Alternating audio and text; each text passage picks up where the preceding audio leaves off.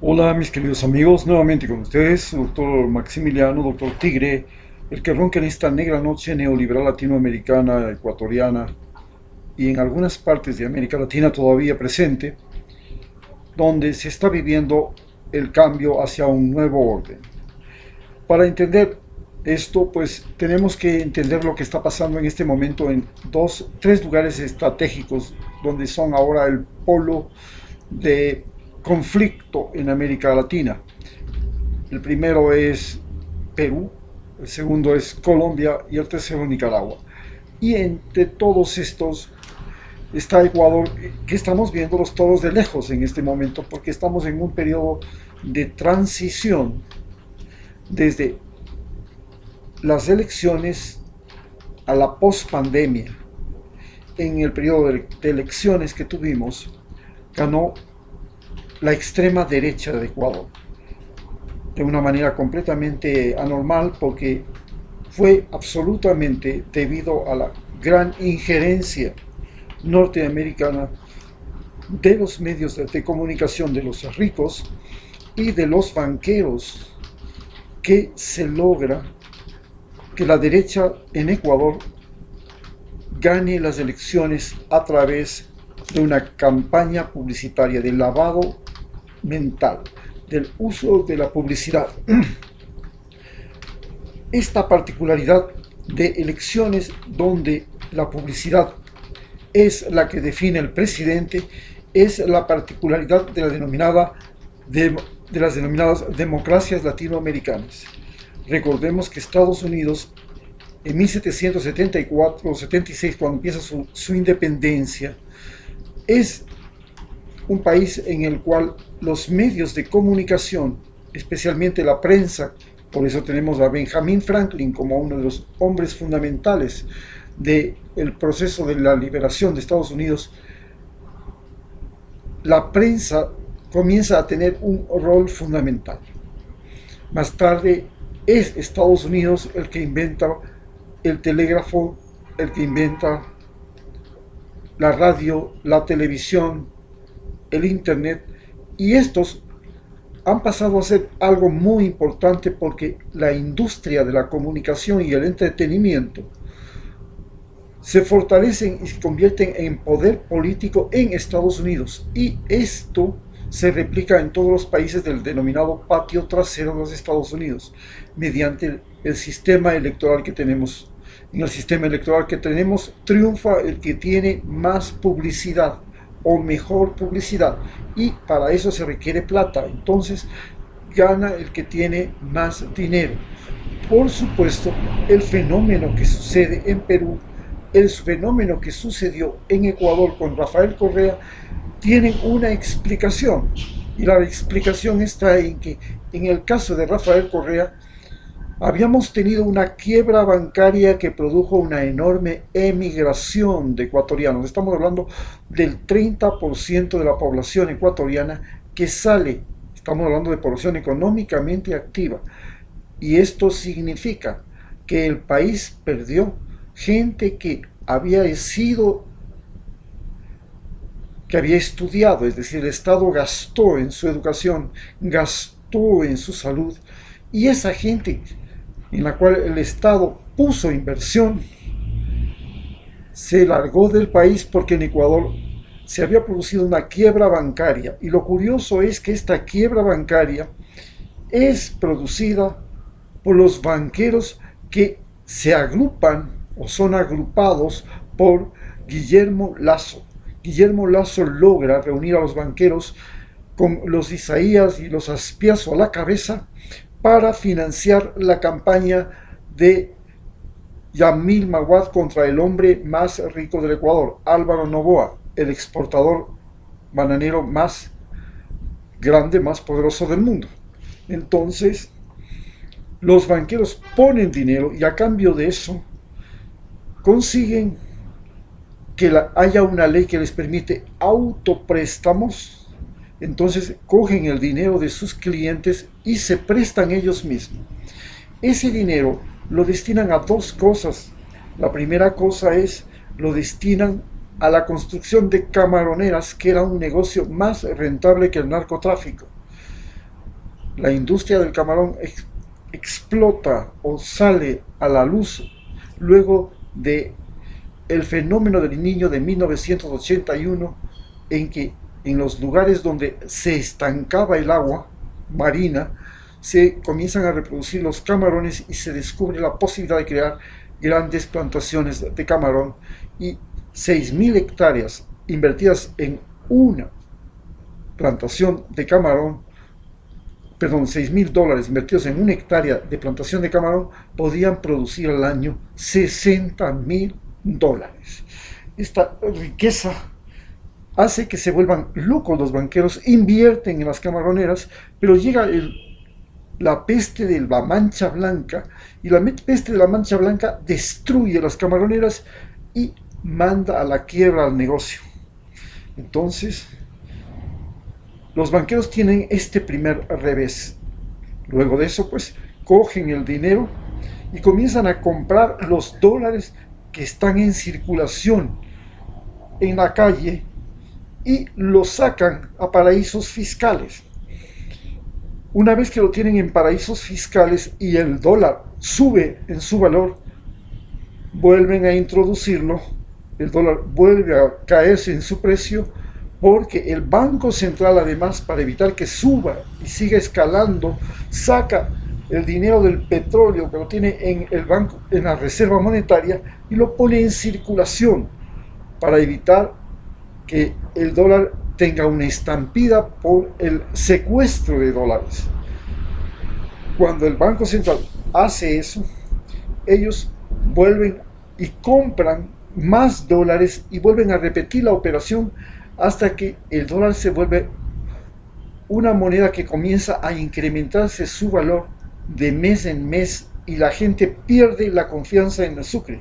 Nadie quiere tener sucres. La gente va al banco y comienza a sacar su dinero para comprar dólares, hacer lo mismo que hacen los bancos.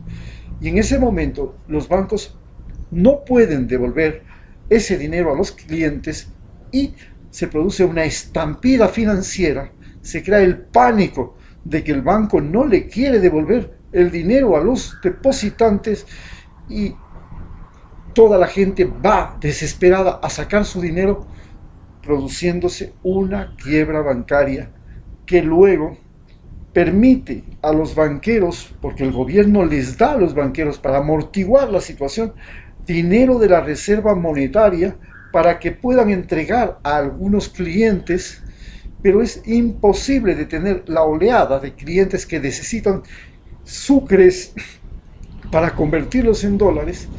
Y en estos, entonces los banqueros cogen el dinero del Banco Central que les prestan y se largan a Miami, y allá los Isaías viven tranquilos, hacen sus empresas y todo, y el gobierno tiene la obligación de hacer desaparecer el sucre y adoptar el dólar como moneda, porque ya nadie quiere tener sucres.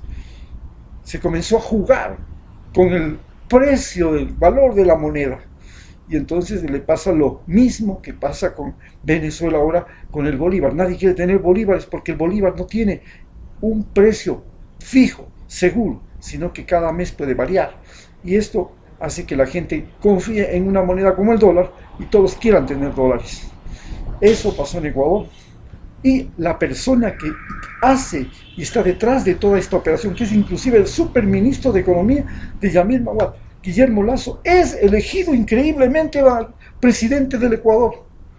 Y los banqueros, que eran la gente más odiada del país, pasan a ser nuevamente los señores banqueros. Y hoy el Ecuador es un país que está a merced de los banqueros, que esta semana nos están ofreciendo préstamos a 14% de interés, hasta $10.000. Y antes pagábamos 16% y hasta 24%, pero que la gente no sabe cómo cogerlos, cómo recibirlos, porque no sabemos qué negocios, qué emprendimientos son rentables después de la pandemia. La pandemia ha quebrado, especialmente con los emprendimientos turísticos, porque no ha habido líneas aéreas, no ha habido visitantes, no ha habido turismo, no ha habido viajes, no se ha podido movilizar ni siquiera el turismo interno dentro del país, no hemos tenido circulación.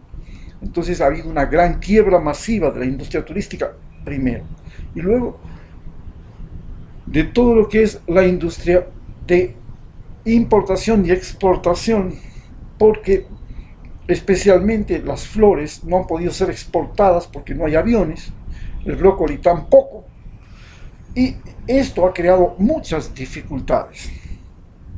Esta es la situación en la que se encuentra Ecuador. Pero ¿qué pasa en Perú? En Perú la situación es diferente. En Perú hay unas elecciones y hasta el día de hoy no se sabe quién es el presidente cuando ya ha pasado más de 40 días de las elecciones.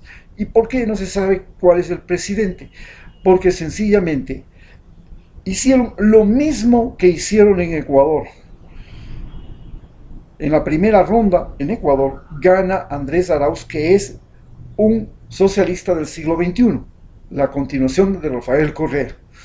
Pero luego se agrupa toda la derecha, toda la prensa, alrededor de la embajada norteamericana que los convoca y lanzan una arremetida contra Andrés Arauz y logran ganarle las elecciones. En Perú se hace lo mismo. Toda la derecha peruana se reagrupa y logra hacer una final cabeza a cabeza entre Keiko Fujimori y Pedro Castillo, y esta cabeza a cabeza que están ahora no se puede definir. Se habla de una victoria con apenas 40.000 votos y Keiko Fujimori está impugnando algunos de esos votos y todavía no se puede salir de todo el enredo y el marasmo legal que existe en Perú. Recordemos que el marasmo legal en Perú es de tales dimensiones que en Perú este marasmo legal ha destituido a 4 presidentes en un periodo de 4 años, y solamente en el último año desfilaron 3 presidentes. Esta locura que pasa ya por el exceso de judicialización de todo en Perú es la clave del gran problema que está viviendo Perú.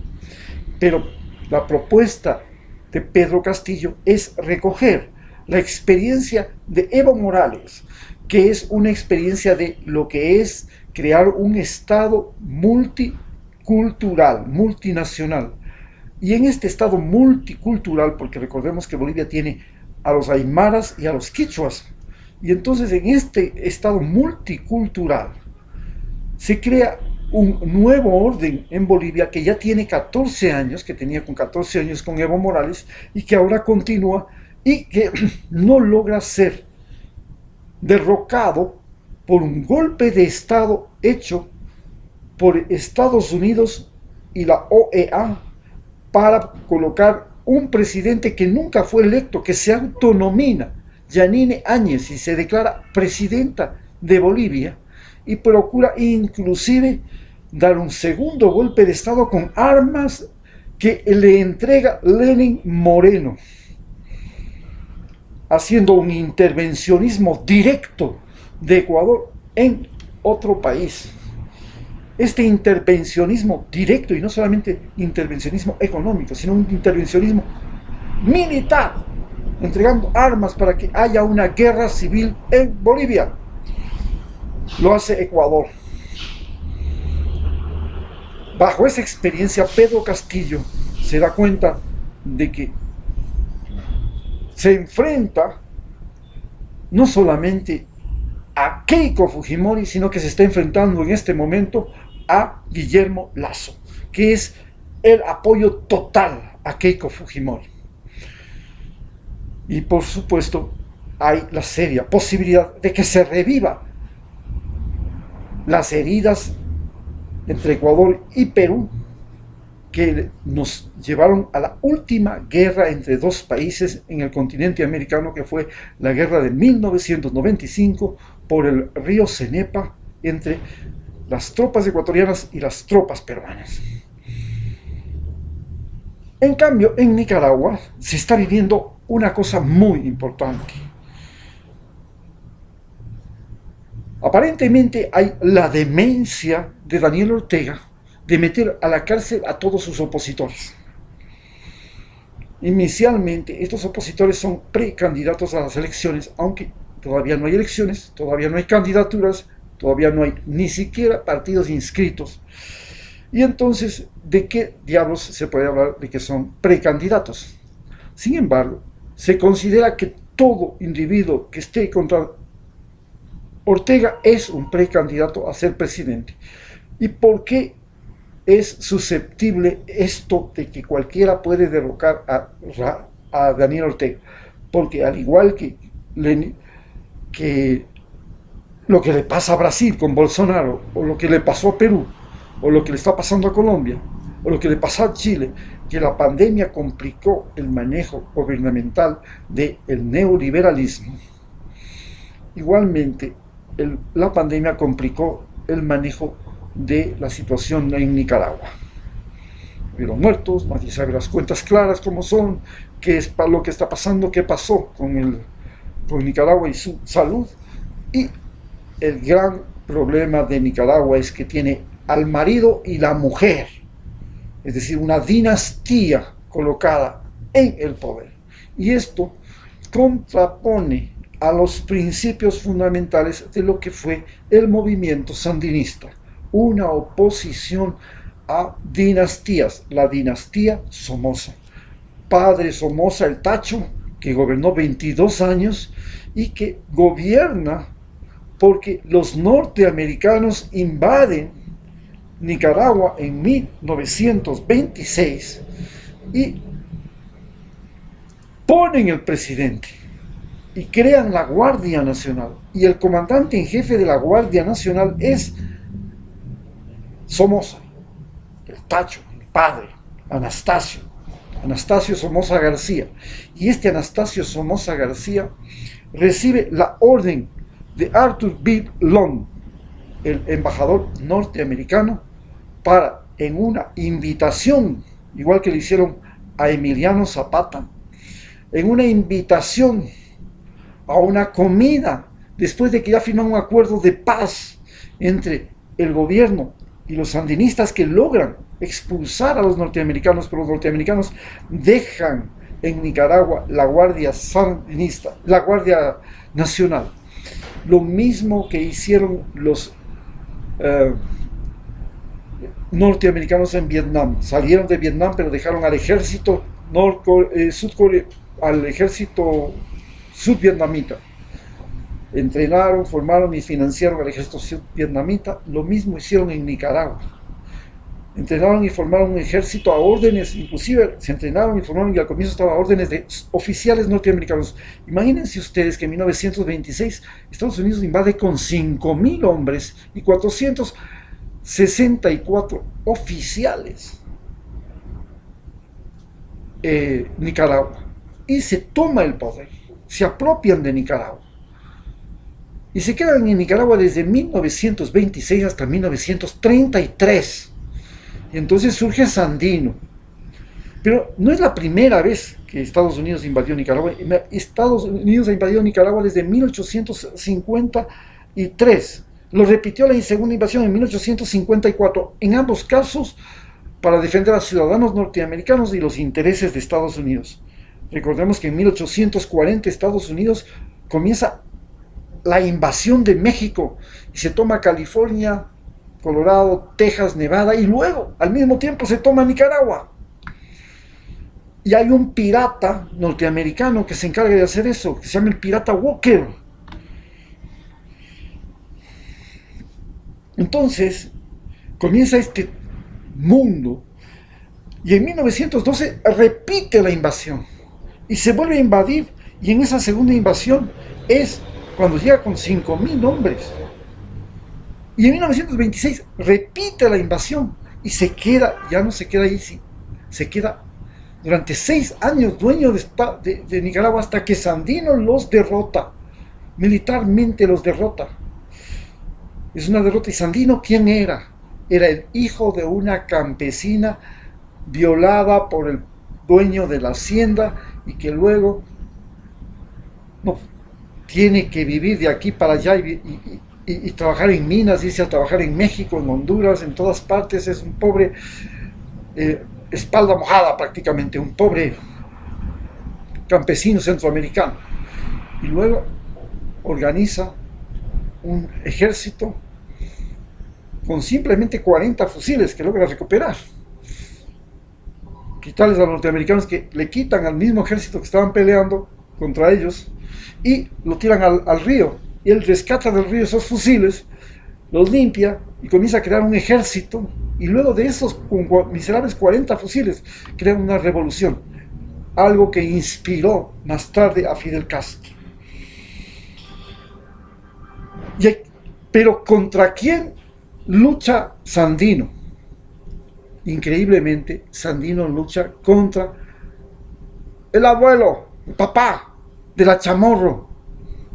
Y desde ese día, los Sandinos y los Chamorro, y ahora los sandinistas y los chamorristas, siguen viviendo una guerra que es la que se vive en este momento en las elecciones de Nicaragua.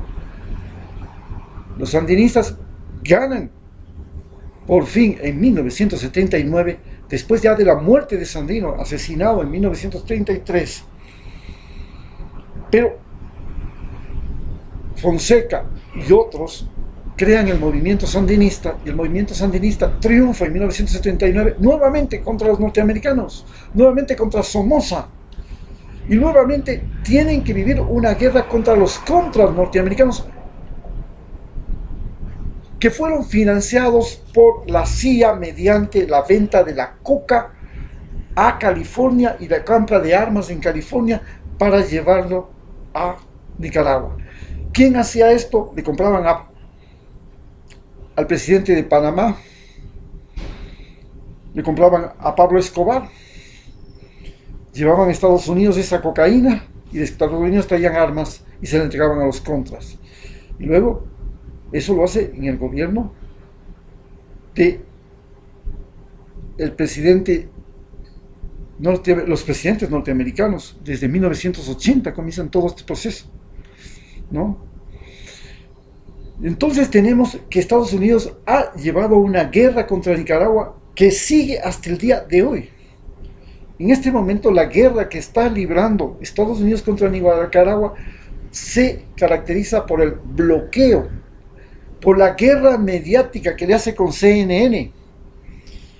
Y el problema, indudablemente, es que el sistema de gobierno nicaragüense, que es el sistema de elecciones con partidos múltiples, esos partidos múltiples se encuentran financiados por Estados Unidos, que descaradamente procura un intervencionismo. Con Donald Trump la cosa fue absolutamente descarada. Intervencionismo, quisieron intervencionismo paramilitar en Venezuela y quisieron restituir el intervencionismo paramilitar en Nicaragua, con el gran problema de que el intervencionismo paramilitar en Nicaragua era una cosa muy grave, porque la derrota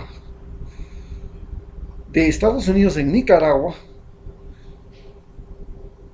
fue tan severa, tan grave después de la derrota de Vietnam, que obligó a los norteamericanos a transportar a muchos nicaragüenses, salvadoreños, hondureños, guatemaltecos a Estados Unidos. En Estados Unidos estos refugiados crearon los Latin King, luego regresaron los Latin King a Centroamérica. Los Latin King se convirtieron en el terror de Centroamérica, junto con las maras, la Mara 13, la Mara Salvatrucha. Y hoy Estados Unidos se enfrenta a su propio engendro, las maras, que son originarias de California. Y las maras son las que están forzando la ola migratoria a Estados Unidos, la invasión a Estados Unidos. Y Nicaragua tiene un ejército experimentado, que ha sido difícil vencer, que los ha derrotado no una, varias veces. Y el gran problema que tiene Estados Unidos y que tiene Nicaragua es que el hombre, el sistema que está llevando adelante la lucha anti-norteamericana es el sistema de Ortega y su esposa. Y este sistema tiene la desgracia de que crea una dinastía que ya no es capitalista ni imperialista, pero es una dinastía familiar. Y esto es lo terrible que enfrenta Nicaragua. Indudablemente Ortega está defendiendo la dignidad de Nicaragua. Y eso es lo que le sostiene y lo que le da valor a su ejercicio presidencial, el defender la dignidad de Nicaragua. El problema fundamental es que lo mismo que pasó en Ecuador, Rafael Correa no supo y no creó alguien que pueda asumir el puesto de presidente después de él. El mismo problema que tuvo Lula, el mismo problema que inicialmente tuvo Cristina Fernández. Y entonces han perdido las elecciones en Argentina, en Brasil